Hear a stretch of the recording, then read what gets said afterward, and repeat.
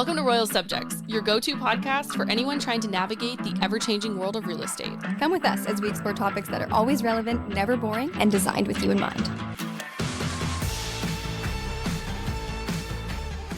Hey guys, welcome back to Royle Subjects. I'm Sarah. And I'm Danielle. So today's fact is that last year, Canadians on average spent $12,000 in renovations. That actually seems low. But I You guess think when it's low? you average it out for like a kitchen renovation or a bathroom renovation to like people who just paint their bedrooms, Yep. that makes more sense. And on average, Canadians living in Ontario spent the most on renovations. A lot of folks on the East Coast, so the report that I was reading, a lot of folks on the East Coast renovated primarily in response either proactively or reactively to unfavorable weather conditions, because we all know the East Coast tends to get the brunt of it. So exterior work probably for the most part. Yeah, a lot of exterior work, a lot of basement work, just in terms of water. Waterproofing. Yeah, exactly. So kind of got me to thinking that, if this is what people are spending every year, are people doing renovations because they're preparing to sell their home and so they want to get, good return on investment, or are they doing it just to simply get return on their quality of life, right? They want to have a better life. They want to enjoy the home that they're living in. They don't want their foundation crumbling due to water damage. Kind of begs the question, what are people doing and why are they doing it? Return on investment or return on enjoyment. Exactly. Interesting. And I think it's important to note, too, that when we say renovation, a lot of times our mind goes to HGTV and we think that a renovation is an entire gut job. And that's not at all the case sometimes. There's definitely little things that you can do that make a big impact. So when you're doing a renovation for the purposes of, getting a return on your investment or active appreciation, the top 5 things that are going to give you a return on investment are kitchens, bathrooms, windows and doors, flooring, and roofs. Yep. Roofs? So kitchens, though. Kitchens are, biggest return on investment, 90 to 95% of what you put into it, you're going to get out of it.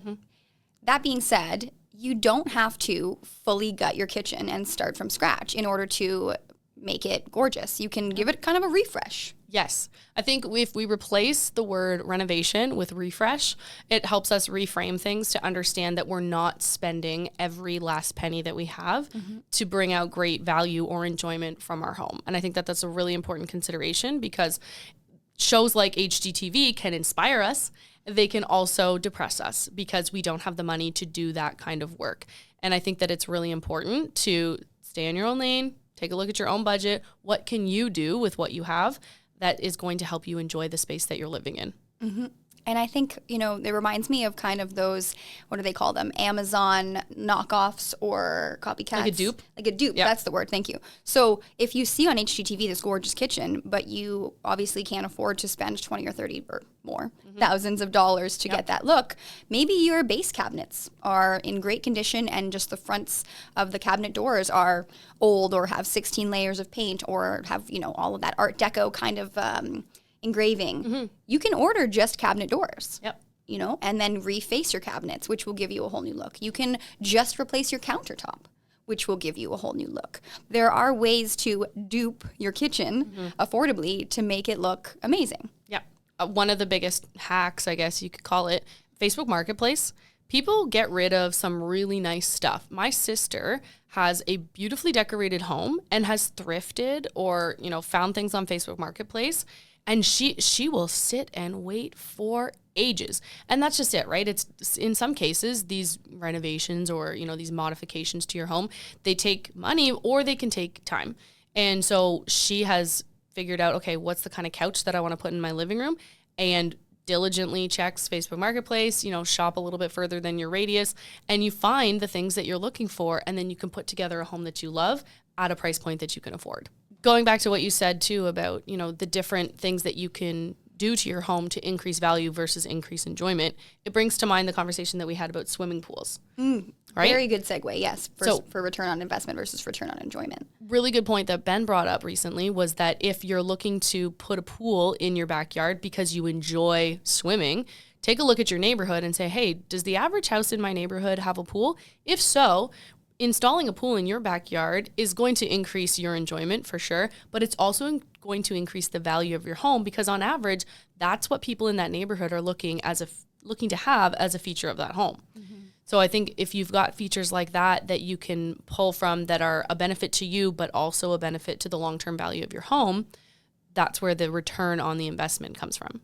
Alternatively, if no one in your neighborhood has a pool, you might not get the return on investment. And that's where it's worth thinking, okay, do I want to buy one of those smaller blow-up pools that's just going to be seasonal or maybe a couple seasons? Do I want to spend the money because I just want this enjoyment? That's where it becomes a personal choice because you're not likely going to get it, like we said, that, active appreciation return on your investment financially. Yes. And I think ultimately at the end of the day, you know what's going to be best for your quality of life. And if putting a pool in your yard when none of your neighbors have one, if that's still going to bring you joy and that's going to work within the parameters of your finances, do it, right? Like I can't think of a better thing to do. Yes, sure.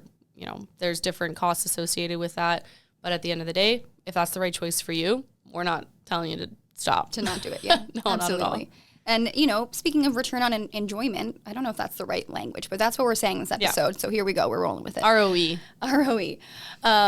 There's a lot of things you can do that are a very minor cost to make your house look gorgeous. Like you said, Facebook Marketplace, just to make it personalized, designed, feel elevated, that aren't necessarily like you're not going to get your money back for if you do sell. But that's not the goal sometimes. Some things that come to mind are paint.